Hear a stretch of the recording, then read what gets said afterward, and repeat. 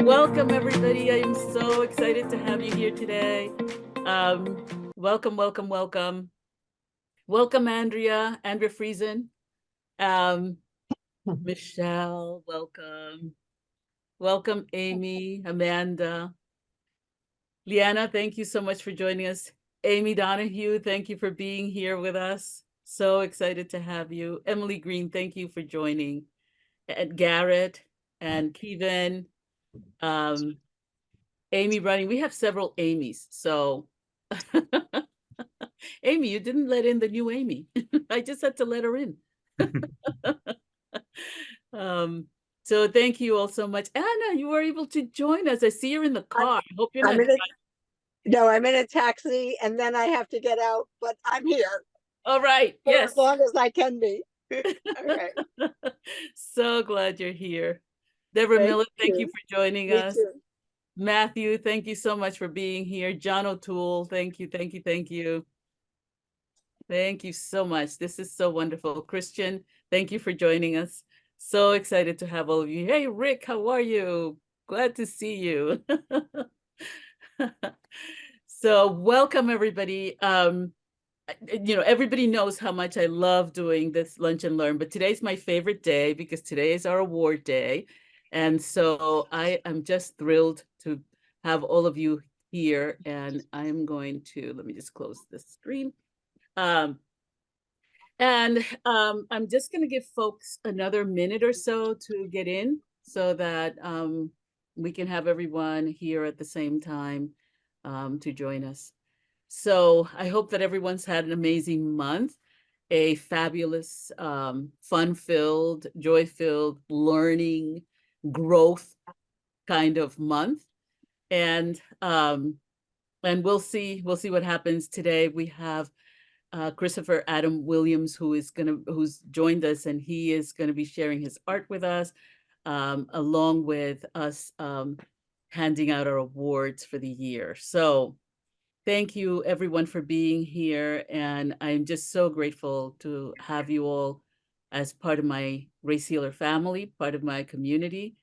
And I'm just going to go ahead and I'm going to get started. So, as I said, today's one of my favorite Race Healer days because today's award day. Today's a day when we honor all of the folks who just, have been joining us from the very beginning. A lot of you know, I'm going to be sharing my screen with you. A lot of you know that can everyone see my, I just need somebody to open their mic and say yes. Yes. Great, thank you. And I'm going to just there we go. Okay, so as you know, this is the work of my heart, and this Race Literacy Lunch and Learn was started right after the murder of George Floyd. And I was doing them once a week for about a year and a half, and now I do them once a month. We invite everyone and anyone who wants to come and join us to join the conversation because it is such an important conversation. And as I always tell people, we didn't get this way overnight. This is 600 years worth of conditioning that we're peeling away. And so I continue to do the Lunch and Learns because every month we tackle a different subject or we look at what's happening in current events and we learn something new or we bring someone to speak about race and the impact of that, positive and or negative, on them and in their lives. So I'm going to start with a new award that we just added this year. And it's called the 2024 Caring and Sharing Award. This is the first annual Caring and Sharing Award. And I want to say something about this award. I'm glad that I thought of it now. I wish I had thought about it before. But this is such a special award because it goes to the person who, from the very beginning, from I believe she joined us at the first Lunch and Learn, has been sharing this particular work with as many people as she could find. And sometimes we would tease her that she was a little pushy, but she just so believes in this work. And I am so grateful to her and her dedication to learning and growing and to sharing with her peers. And I want to just say that this, let's see, let me make sure that I put it where you can see it. This very special award goes to Amanda Sebris. So what I would like for everyone to do is to please open up your mics and let's give her a huge round of applause. Well deserved. Oh my gosh. Amanda has no Yay! Congratulations, Yay, Amanda. Oh my gosh. Oh my I God. am Sister. Amanda, because Yes. you have been such a champion of this work. And Yes. so I'll have to get your address and everything. And by the way, you're getting 2 of them. I wanted gold lettering and they gave me white letters on the first one, so they had to redo it. So you have one for your house and one for your office. Okay. Oh. So there you are. Let's get this in the right place. There you are.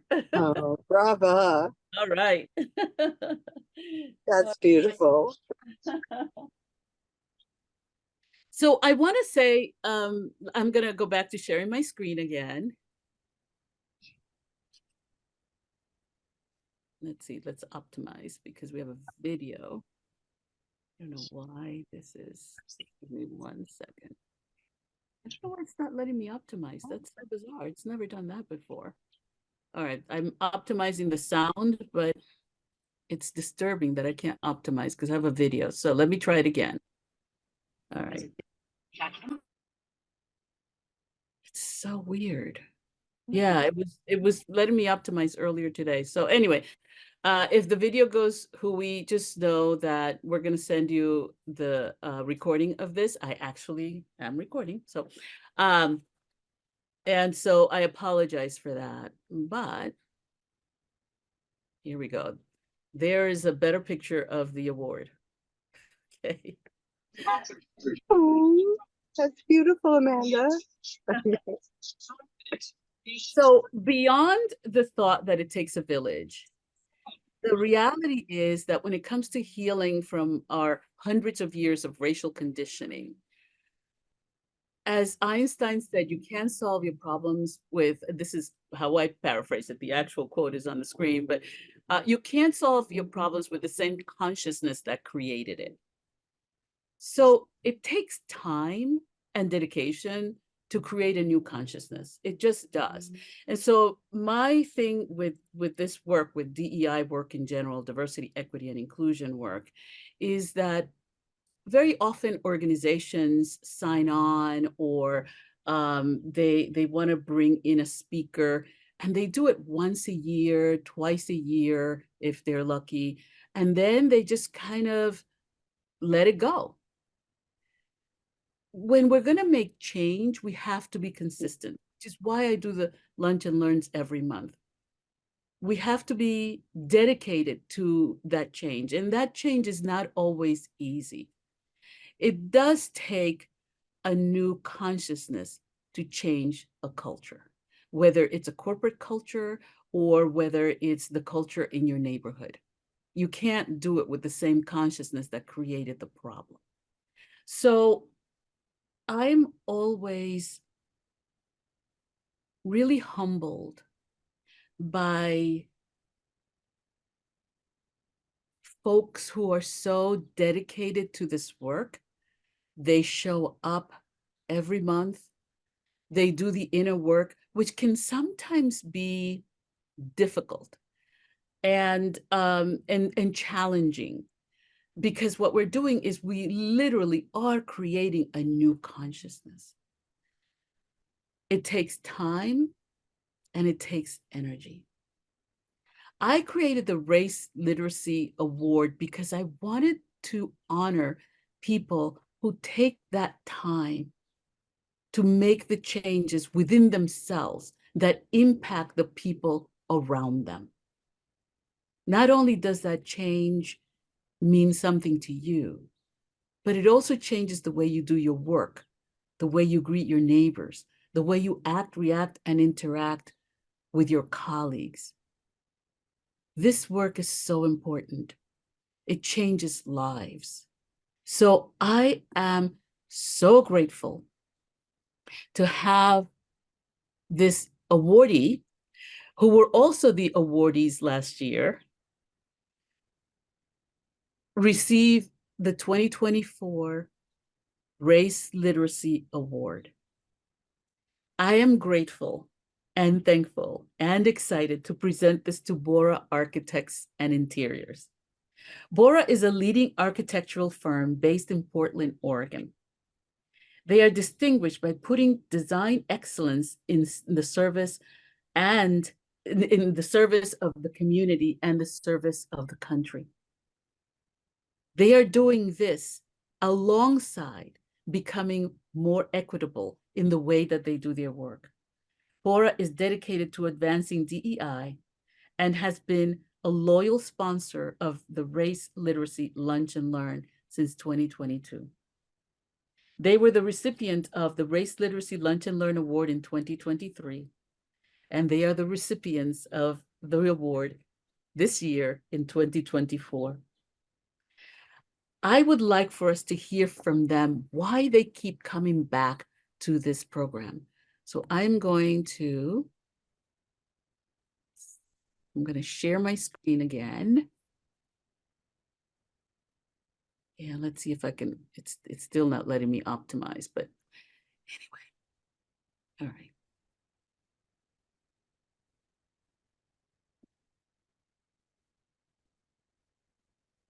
By the way, where they are, they call it Race Literacy Brunch and Learn.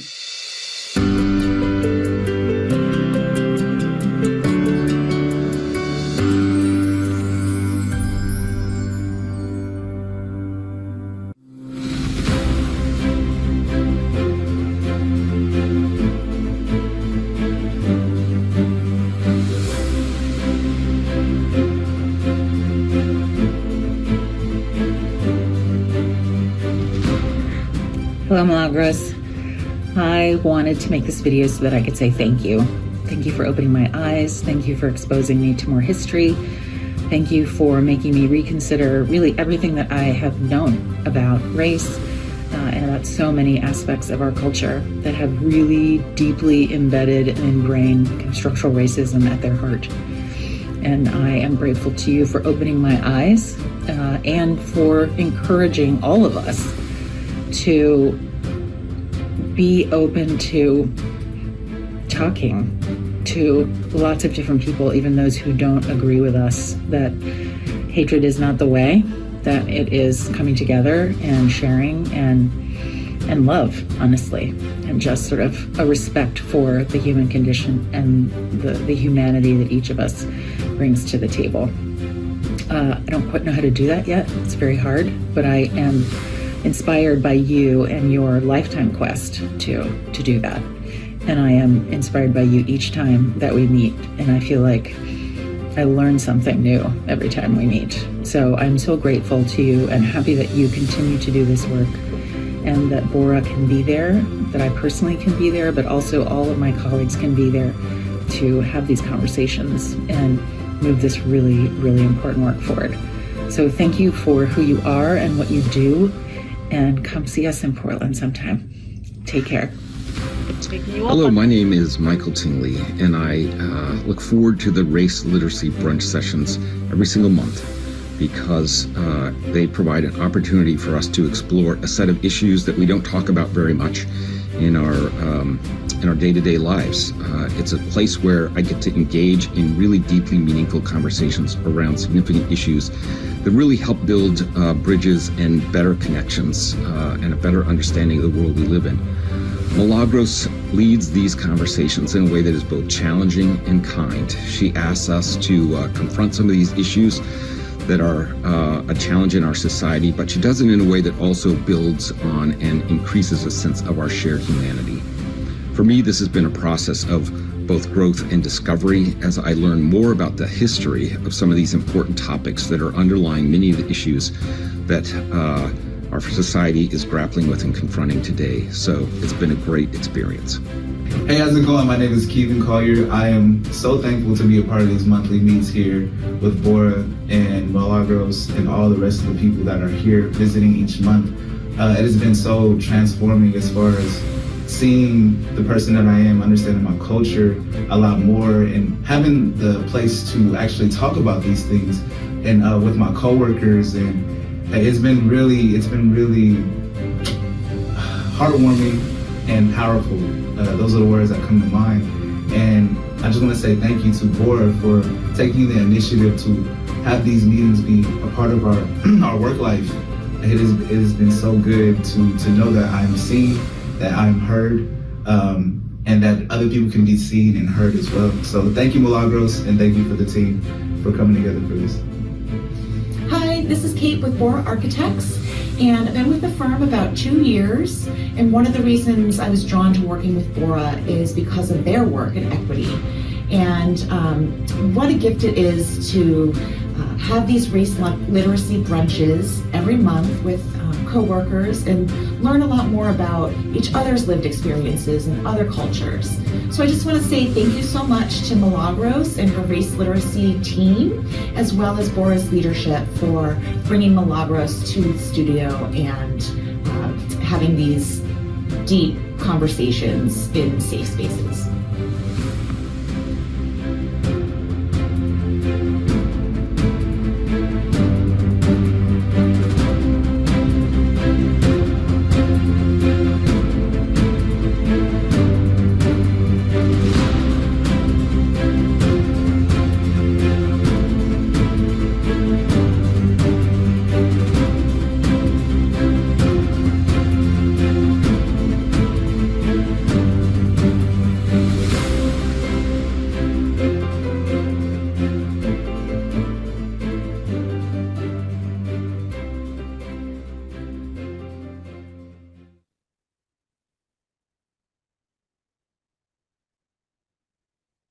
Again, I would like to ask that everyone please open up your microphone of your mics and give Bora a round of applause.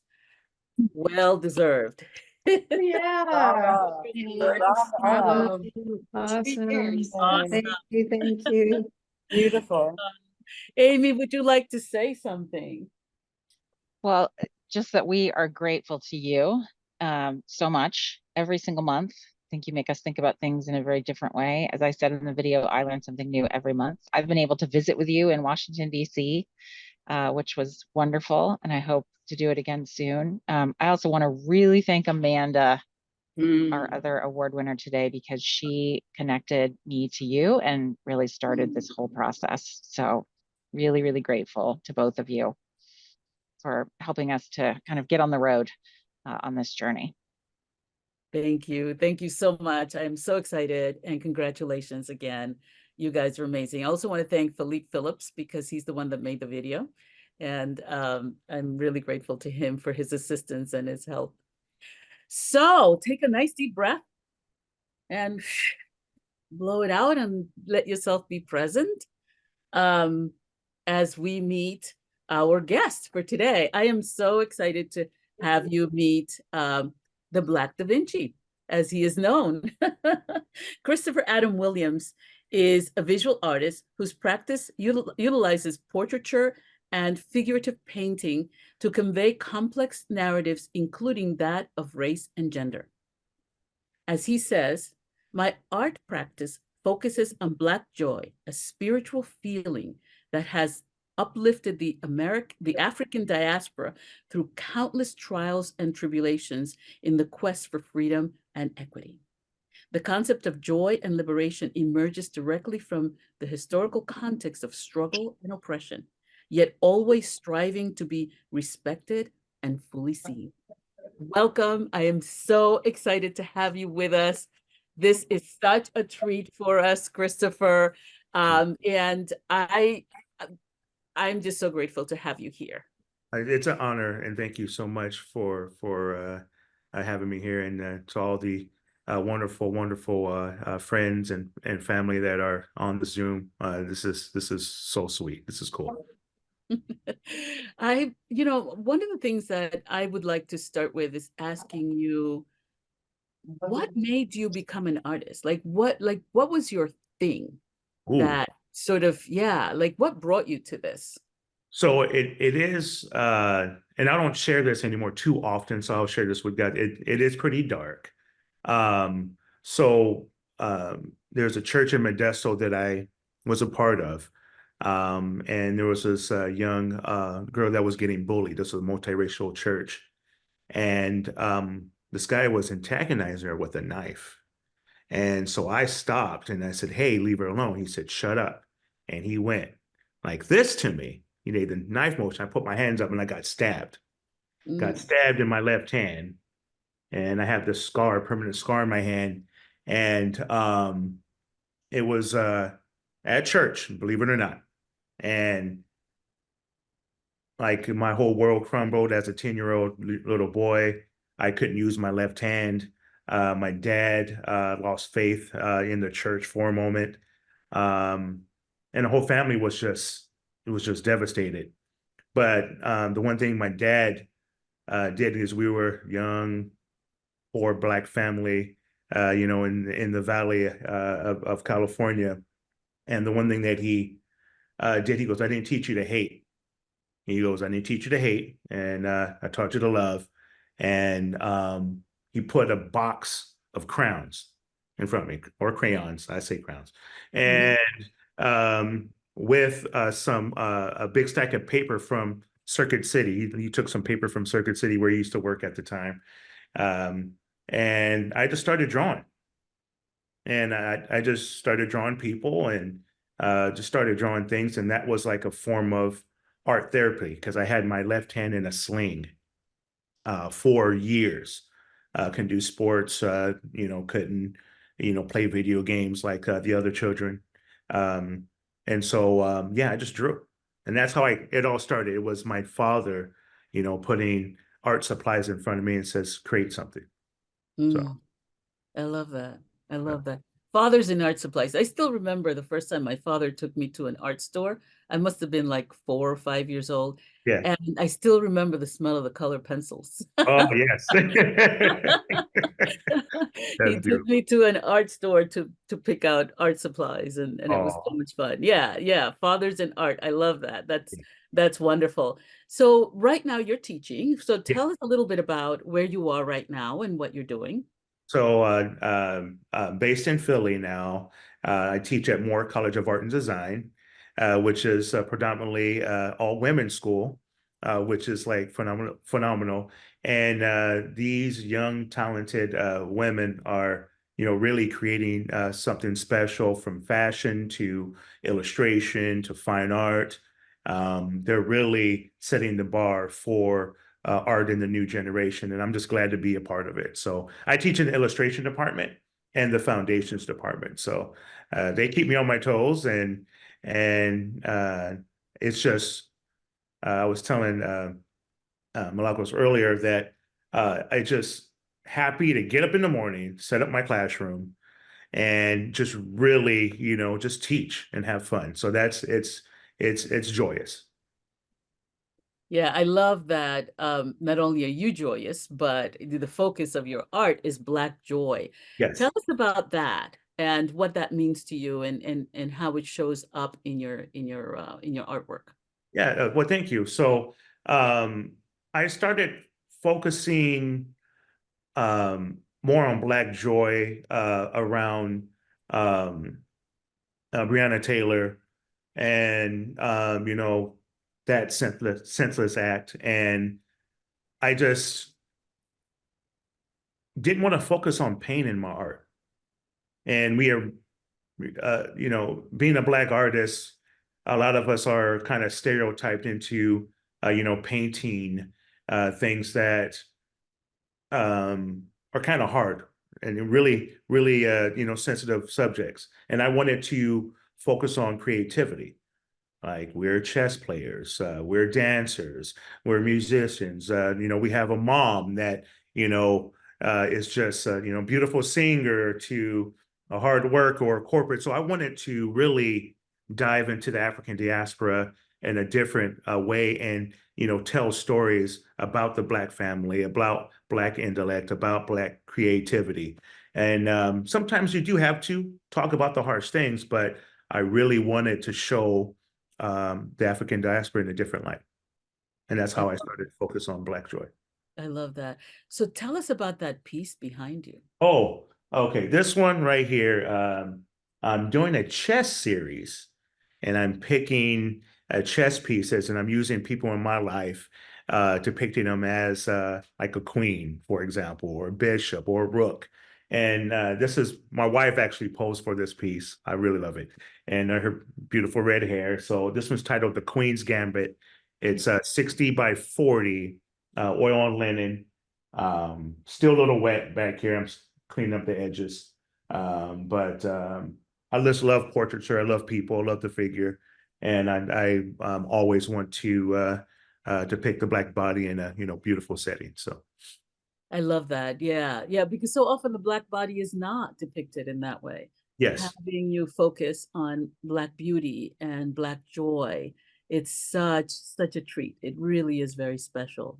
Why don't you share with us some more pieces? Because I know you have some other pieces that you Yeah, can. I'll let me go back here, and then I'll share a few. Yeah, you can share your screen with us. That would be great. Yeah. All right, here we go. So you guys can see the screen okay? Yes. I love portraiture and sketch. So I usually would do, when I'm creating pieces, would do like small studies, like the one on the left, 16 by 20 oil and linen piece, where I'm playing around a little bit of Afrofuturism in the portraiture, really deep diving into different African cultures, like, for example, the tiger cowrie shells, to the beads, to the headdress. On the right is a graphite piece that it's pretty big. It's 60 by 40, I think that is. I may be wrong, but I think it's 60 by 40. And that piece is all graphite, inspired by my trip to Italy at the glass island of Murano. And I saw this glass piece where all these like glass rocks were in there. So I took a picture. I'm like, I need to do a drawing of that. And this looks like a regal setting for a bishop or some sort of regal figure to walk down. Sometimes with all my color, I'll go in with black and white, and to show Black skin differently. And if you notice in these particular paintings, the hands are up, meaning I'm not a threat. So even though I do things about Black joy, I'll do something subtle for you to think about, why are their hands up? So I'm showing you I'm not armed, I'm a threat. And then in martial arts, when you're putting your hands up, we're equal. And I'm telling you, like, I'm carrying, you're carrying. And so I want to depict that in a painting with Black men. Sometimes I'll go to church, in my mom's church in Sacramento. And I love taking pictures of the women in church, because they come decked out. And it's something about the church hat that you go to a Black church and you see the hat and you're like, wow, that's a nice hat. It's a thing, especially. Crown. That's the crown. Yeah, it's a crown. Yes, so it's a thing. I know. Yeah. You come in, and so it's a pleasure to do a few pieces, of the sisters in church with their hair and their garments and the hats, and it's just beautiful. Then sometimes I'll do a piece about scarves, about the Black women in the headdress and the scarves. These two are my one's my sister on the far right. Well, then Nickens my right. I don't know if it's your right, but it's the one with the white background. And then her best friend. So very light-skinned Black women with curly hair. And so I wanted to put them together in a nice, serene setting. Sometimes I'll use biblical allegories for my pieces, because I grew up in the church, and I like to take some of those stories and just express those on paintings. I'll tell you guys a secret just to make sure this is a little bit funny. I'm never going to paint this many beads ever again. I got carpal tunnel doing this, and this was a commission piece, and I was like, "Oh, this will be great!" And I drew it out. I'm like, "Ah," and then little circles, and I'm like, "Ah!" And so, never again. Design, background, yes. Beads, no. But I just love culture. Love culture and scan, and my pieces were featured on the L Word recently for season 2 and so season 3 with Jennifer Bill's LGBTQ plus show on Showtime, which was really awesome. So I was asked to do this piece, and then they opened up. They called me back for season 3, episode 2, and then they created a whole gallery scene around my work, which was just like a big blessing. Got to talk to Jennifer Bills on Zoom, and you know, she's like telling me, you know, what inspired this particular scene and things of that sort. So it was just beautiful to see the work on the big screen, which was a big blessing. So I predominantly do oil paintings. I use gold leaf. I take biblical allegories and you know, try to set your normal everyday working person and putting them up on a pedestal like superheroes and legends of the past. And so I just, because that's how I see my friends, that's how I see my family, and so that's what I wanted to kind of you know, depict there. This is called Sleeping Angels. This was about the unfortunate slaying of Breonna Taylor, and I wanted to depict that in very subtle way with gold leaf and 2 children laying down sleeping. I love headdress. I love faces. Doesn't matter what culture you're from, I will paint you.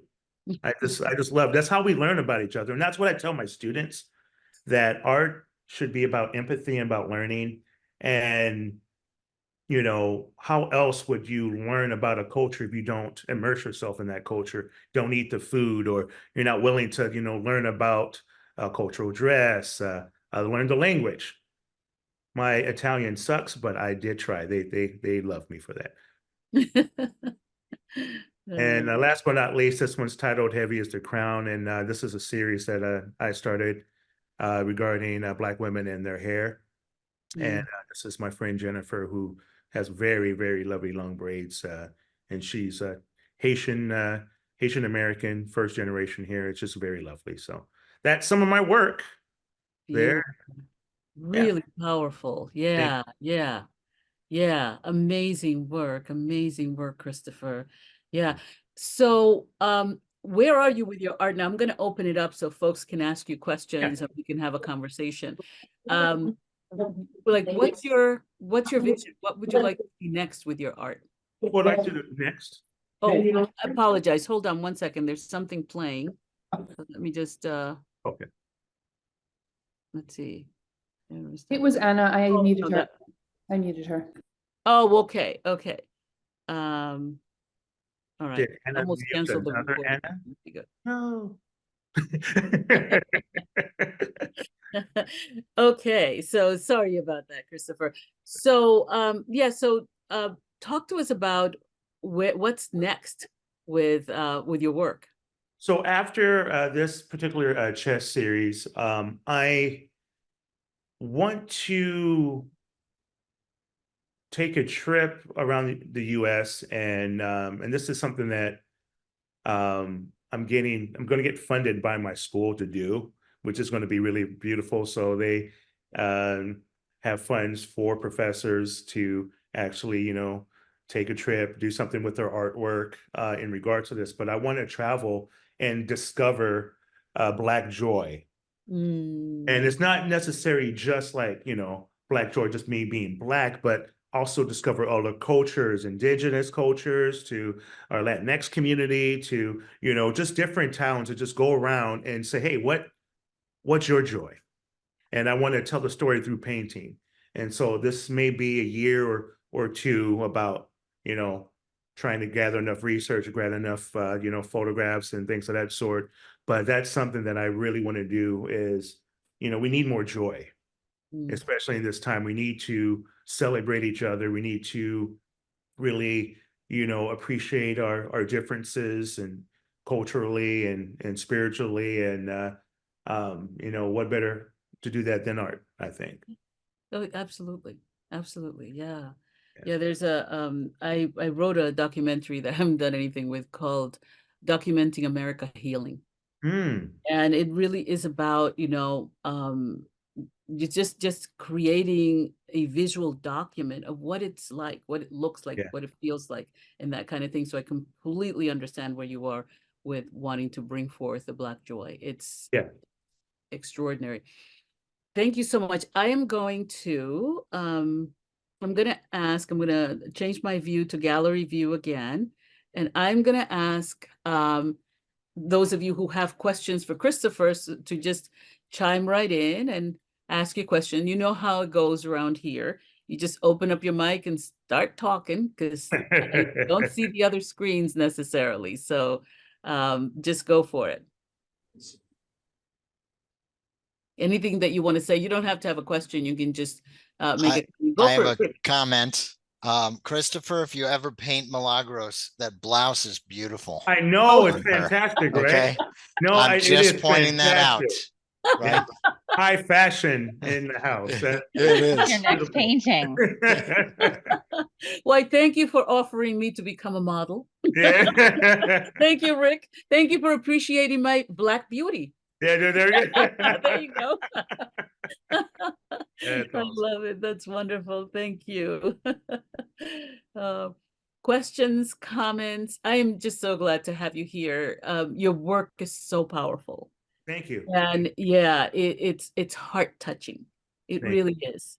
And Yeah. you just see the expression in people's faces and in their eyes. It's just, your work is absolutely fabulous. Thank you so much. The one thing that I love to do is I love to study the skin and how we reflect light, absorb light and reflect. And so, like, for example, your face, for example, right now, you see purples, you see the pinks from your blouse on there, you see a little bit of lavender, peaches, and brown, right? And so I love to boost those colors and really show how reflective our skin really are. It really is, excuse me. And because if you look at a lot of old Renaissance paintings, they didn't really have a lot of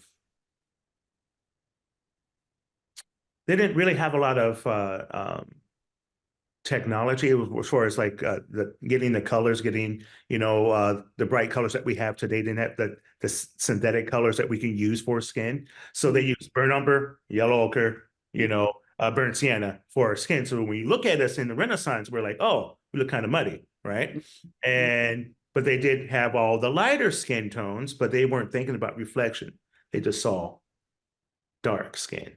And so what I try to do, if you look at like a Candy Wiley or other artists, Leonidas Victor, we try to highlight the reflection and the absorption of light in the skin and how luminous we are. So that's the focus. Yeah, beautiful, powerfully done. You really do an amazing job with that. Yeah. Thank you. Thank you. Questions, comments for Christopher? I have a question. Yes, sir. First of all, great work. I really am interested in everything, but in particular, I was wondering like how far you plan on taking the chess theme that you mentioned, because like, is there going to be a piece that you put together where all of these chess pieces come together on a board in some type of a way? And is it even a possibility of it going as far that we could possibly purchase a chess board of pieces that we could actually play chess with these art pieces that you created? I'm just interested because I love playing chess myself. But I was just wondering how far you plan on going with the chess thing. Yes, sir. Well, thank you. I'm creating, each piece is going to have its own painting. So the queen, the king, you name it, the rook, they're all going to have their own, paintings. And then I never thought about creating a chessboard yet. So that I'm going to steal your idea now. I'm just letting you know. Please do. Please do. So I Because never it's thought not my about idea. creating a It's just physical- something that I thought about. No, that's like that's a wonderful thing. But to answer your other question, yes, all of them will be on a chessboard, and that would be a diptych of 3 7-foot paintings that is going to be all lined up, and I want to have this all interactive. Perspectively, it's going to be really hard, but it's all going to be on the chessboard. So Nice. it's going to be good. So because I have one Do you called have it? the Queen, so I want, instead of having like black chess pieces versus white chess pieces, I want culturally to be black chess pieces all around the board, and Understood. they're interacting, and so I think that would be kind of cool. The one thing that I'm going to do is old versus new. So you have, the old classic, regal chess versus more of the modern dress. So you'll see a difference in there. But yeah, never thought about creating the chess pieces. So I don't know. So that's something. I'm gonna give you credit by for all it. means. By Yes. all means. I don't need any credit. I just want to know where I can purchase it. Oh, yes, sir. Yes, sir. Yeah, that'll be something that's really cool. I never thought of that because you look at all the cool chess pieces out there, you're like, wow, this is, It's so, very intriguing. Yes. yeah, very intriguing, so which is beautiful. So yeah.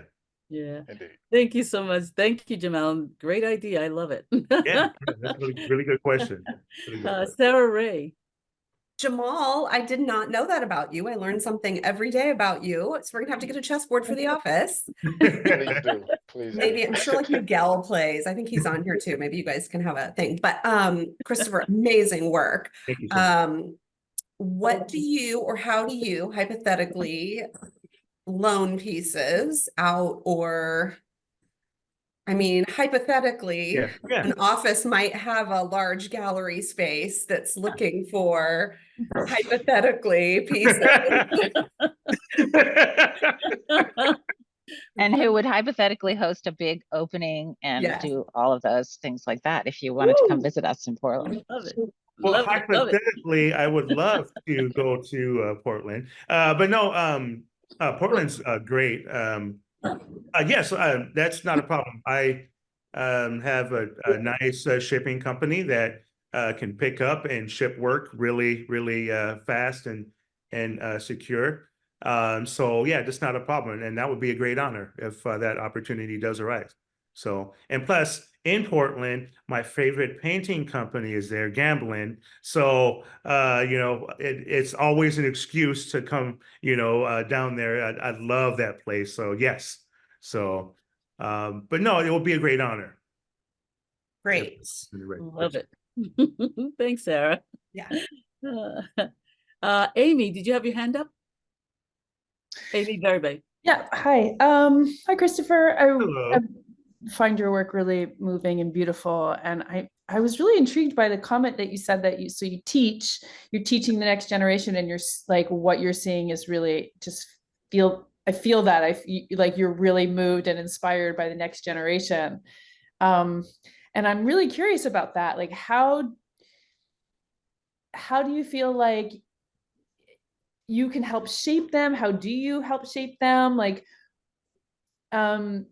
yeah, that's just really interesting to me. If you, like, with this magnificent body of work, are looking at the next generation, like, wow, like I want to hear more about that, I think, and like your role in that and how you feel like you can help shape them. Well, it's more of like a give and take too, because I'm learning how to be a better professor and how to be a better artist.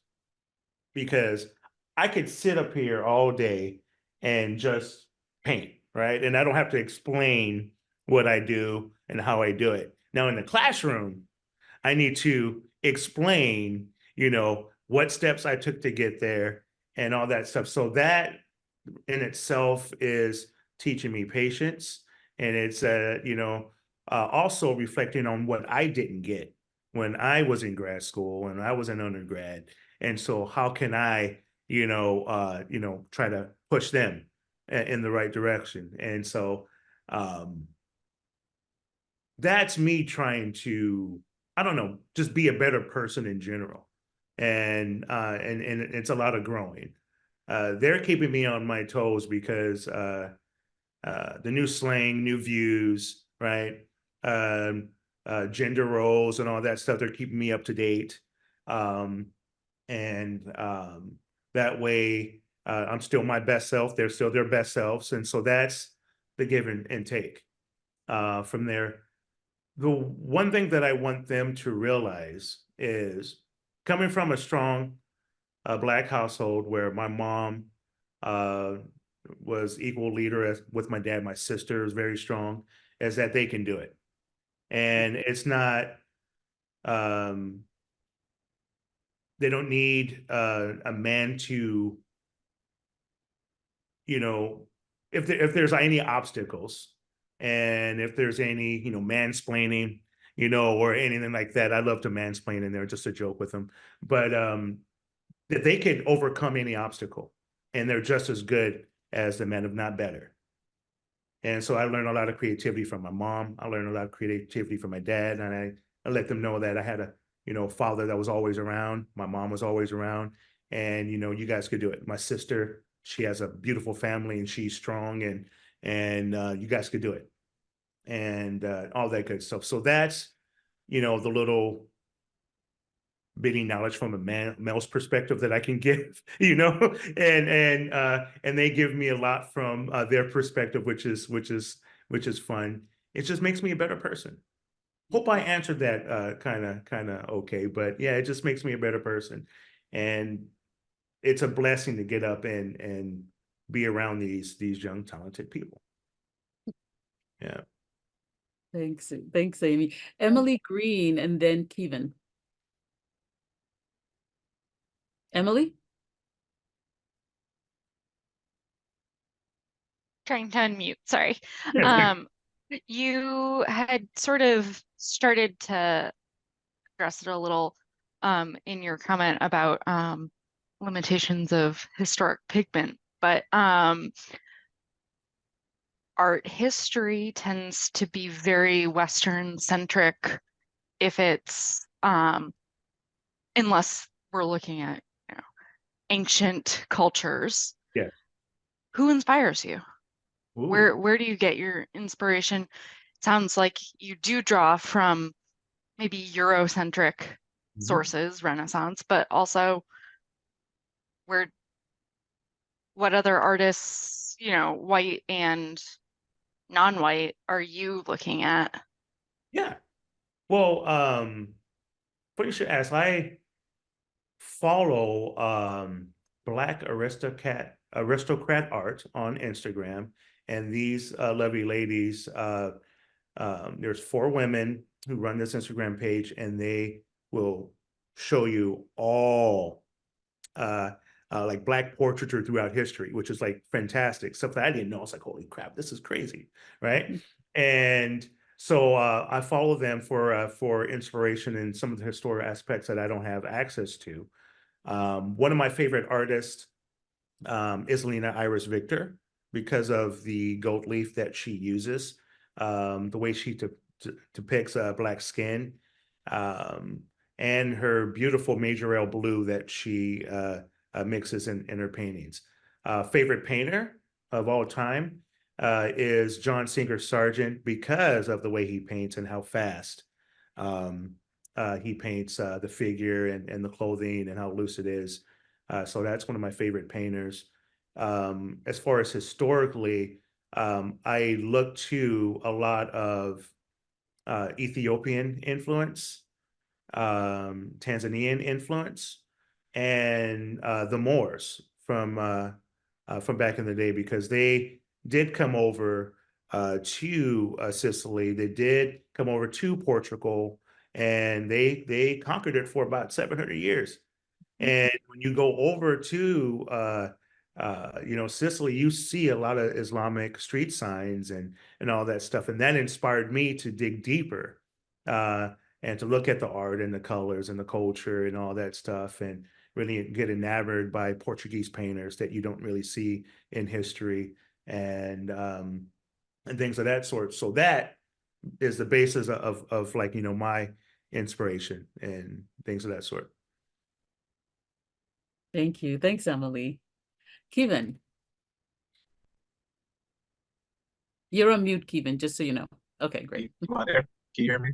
Yes. Hey, what's up, Kevin? I just want to say thank you, Christopher, for sharing your work. You are a huge inspiration for me right now, as a fellow artist, as a person of color that is that wants to make an impact with their work and just in the community.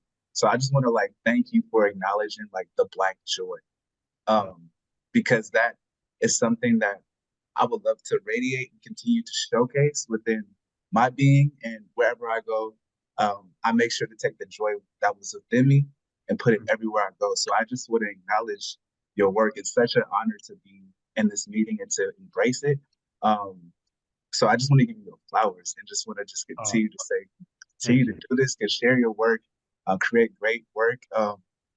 That chess piece, I want to get in on that too. Like whatever you get that going. I'm gonna write this down. Yes, please, I'm open for it. But yeah, it just amazes me to like I connect. One thing that struck me was I see a million people's stories within your work. Like I connect with the women that are in my grandmother is one of those women the church had. Like it just brings us together through the empowering of the women, which is amazing through your work. So I'm just so very thankful to embrace it and to experience it. So appreciate you. Thank you so much. I really appreciate that, man. That's a really kind and a blessing. Thank you so much. Thank you, Kevin. A.B. Donahue. I'll keep rolling. We don't have many questions for you as much as we're just sort of in praise of your work. But I would say, I love the your discussion about the skin. And, you're talking about it as reflecting from the outside, but it actually, to me, really looks like they're glowing from the inside. And I think also the fashion that you use, there was just a fashion exhibit here, African fashion, which is kind of traveling around the country. I think it started at the V&A in London, and just the joy of the beauty, the craft, the form, the materials, just sort of going through this exhibit and seeing how you represent that through the headdress and the jewelry and patterns and all of those things like that. It's just really, really stunning. I mean, there is a light that shines from your work, really each and every one of the pieces that you showed on the screen. So I would love to see it in person, and I hope I get to at some point. Thank you so much. I really appreciate that. Thanks, Amy. Karen. You're on mute, Karen. Oh, there you go. Thank you. Thank you. Yeah, I'm just overwhelmed by the beauty, Christopher, in your work. And one that spoke to me was that the two men with their hands raised, and I noticed that I noticed what they were wearing. They were both in hoodies, and one could have been interpreted as prison clothing. Yes, ma'am. And so as a white person, it spoke to me, no matter, what I might look like, what stories you might tell, I am not to be feared. I am not to be feared. And that spoke to me.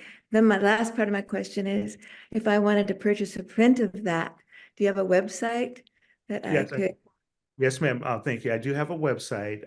The prints, at this time, I don't have any prints available yet.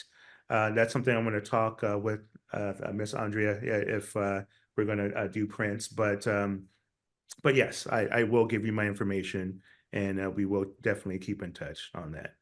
And thank you. It's funny that you really looked at what we were wearing in there, because both one's a self-portrait of me and one's my best friend Jeremy. We both around the same time had the police called on us in a place that we actually worked. One was me at school, and the other one was where Jeremy worked. where a person didn't believe that we belong there. And so me with my hands up, that was me in Maine when I went to grad school very briefly in Maine. I got called, police got called on me, and they went up to my studio and say, hey, do you go to this school? So you know, it was interesting. So I decided to, you know what, I'm going to do this painting. And so the title of this particular series is Black as Light, where I'm doing black male figures in black and white, and, you know, just showing them in a setting. The next piece is going to be my friend Cedric and his son. He's holding his son. And I really want to, you know, depict, you know, black love and in a black and white setting. I can't wait to see your work with this tour you're going to be doing. Yes, ma'am. So, Thank you. Yeah, give us your contact information again, please, Christopher, so folks can be in touch with you and go on your website as well. Yes. So my website, and you guys are like, it's a funny name. It's theblackdavinci.com. And how I got the name was from my friends at Apple. I used to work at Apple Computers for like 12 years. And I was on the sales team. So I always used to type and draw in between. And so my friends built me a website with that nickname. They were trying to give me like a funny nickname because Christopher Williams, there's tons of Christopher Williams. And for our Black friends up there, there's an artist named Christopher Williams, Don't Wake Me, I'm Dreaming, you know, from the 90s.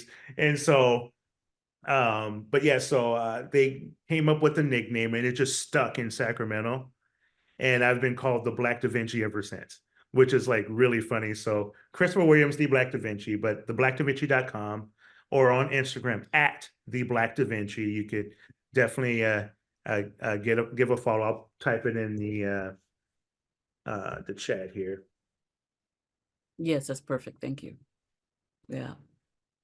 While Christopher does that, I just want to say, you know, thank you so much for bringing your art to us and sharing.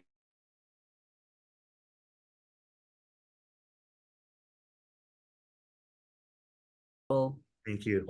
And I know that many folks are going to go and check your art out. And hopefully you'll get to Portland. Yes, I would love to. Hypothetically. Hypothetically. and in reality. Yes, in reality. So yes. Thank you so much for that. Next month, we're going to be tackling the current events because we have a wonderful election coming up at the end of the year. So I think it's time for us to have some interesting discussions about what is happening right now in our country. And then so that would be April. So in May, there's a man who wrote a book called Street Children, and we're going to be having a conversation with him.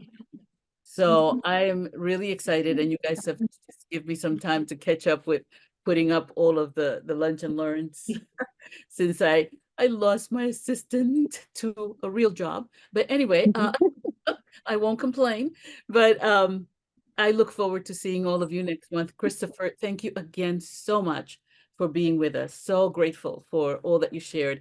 Again, congratulations to Amanda Severus for her award, and congratulations to Bora for your award. Thank you so much for being part of the Race Healer family. I love all of you. Can't wait to see you again next month. Have an amazing, amazing month. Lots of love to all of you. And thank you, Milagros. Thank you so much, Christopher. Thank you, Christopher. Thank you.